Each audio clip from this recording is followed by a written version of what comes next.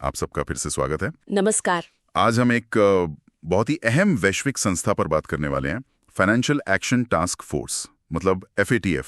हाँ, FATF दुनिया भर की अर्थव्यवस्था और सुरक्षा के लिहाज से काफी महत्वपूर्ण संस्था है ये। बिल्कुल। हमारे पास कुछ दस्तावेज हैं, कुछ विश्लेषण हैं, और आज कोशिश रहेगी ये समझने की कि भाई ये संस्था करती क्या है, इसकी इतनी चलती क्यों है, और हाँ, भारत के लिए इसके क्या मायने हैं। तो शुरू करें? हाँ, करते हैं। तो FATF, इसकी शुरुआत हुई 1989 में। G7 देशों ने मिलकर इसे बनाया था जी। ये एक अंतर सरकारी संस्था है, मतलब सरकारों के बीच की, और इसका जो मुख्य काम है वो है मनी लॉन्ड्रिंग, आतंकवादी वित्त पोषण और वो जो प्रसार वित्त पोषण होता है, प्रोलिफरेशन फाइनेंसिंग। हाँ, उसके खिलाफ वैश्विक मानक तय करना। भारत भी इसका सदस्य है, कुल 39 सदस्य हैं।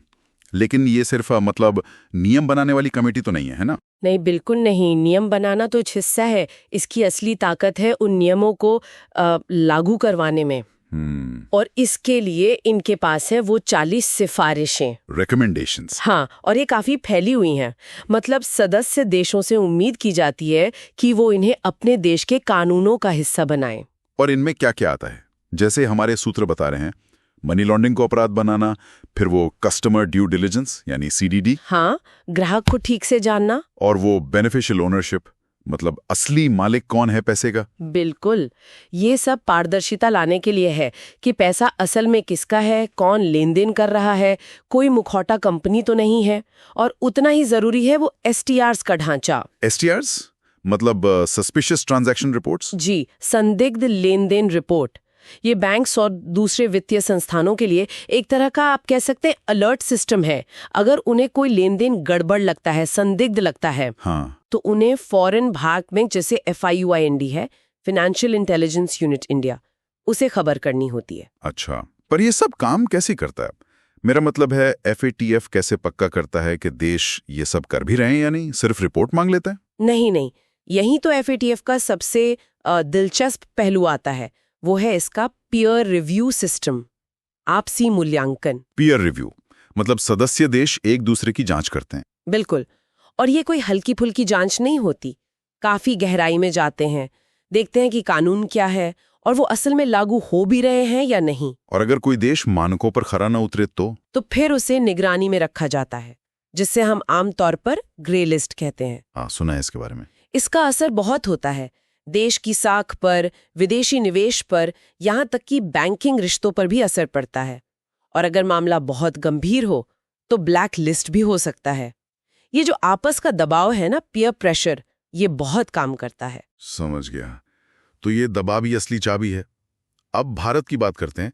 भारत तो 2010 में फुल मेंबर बन गया था। जी हाँ। और हमारे स्रोत बताते हैं कि भारत ने अपने कानून, जैसे वो PMLA एक्ट है 2002 का, और RBI की KYC गाइडलाइंस, इनको FATF मानकों के हिसाब से ढाला भी है।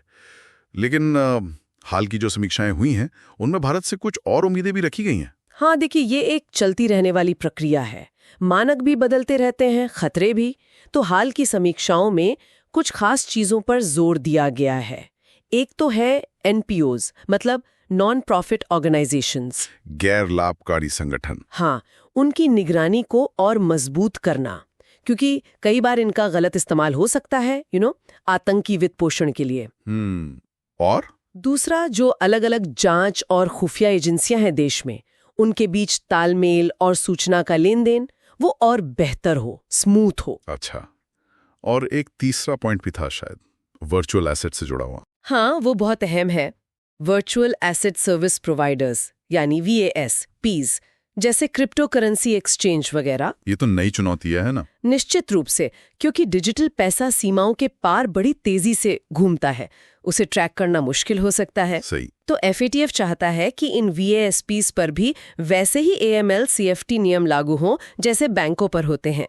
ग्राहक की पहचान, संदिग्ध लेन देन की रिपोर्टिंग, ये सब। अब इसे लागू करना थोड़ा पेचीदा है, तकनीकी तौर पर भी और कानूनी तौर पर भी, लेकिन इस पर अब वैश्विक सहमति बन रही है। और इसका असर हमें जमीनी स्तर पर भी दिख रहा है। जैसे आरबीआई ने अभी बैंकों वगैरह को निर्देश दिए हैं कि ग्राहकों की जांच यूएन और एफएटीएफ की जो वॉच लिस्ट है उनसे करें। बिल्कुल। और साथ ही एसटीआर्स और सीटीआर्स मतलब कैश ट्रांजैक्शन रिपोर्ट्स, इनको एफआईआईयू इंडी के पास टाइम पर फाइल करने पर फिर से जोर दिया गया है।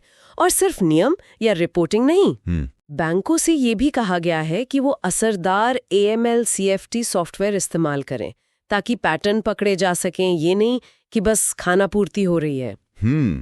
तो कुल मिलाकर तस्वीर ये बन रही है कि फैटेफ एक तरह से ग्लोबल फाइनेंशियल सिस्टम का गार्जियन है, जो नियम सख्त कर रहा है और देशों को जवाबदेह बना रहा है। सही कहा। और भारत भी इस पूरी प्रक्रिया का एक अहम हिस्सा है और उस पर भी लगातार प्रदर्शन का दबाव बना हुआ है। बिल्कुल। ये अनुपालन, ये निगरानी, ये एक सफर है, कोई मंजिल नहीं। मकसद यही है कि जो हमारी वैश्विक वित्तीय प्रणाली है वो अपराधियों और आतंकवादियों के लिए आसान न हो। और ये हमें एक अहम सवाल पर भी लाता है कि जैसे जैसे तकनीक बदलेगी, जैसे क्रिप्टो या AI जैसी चीजें आएंगी, नई चुनौतियां आएंगी, तो भविष्य में ये मानक और ये निगरानी के तरीके कैसे विकसित होंगे। वाकई ये सोचने वाली बात है और इस पर नजर रखनी होगी। क्या आज के लिए इतना ही? जी। अगली बार फिर मिलेंगे, तब तक के लिए अलविदा। अलविदा।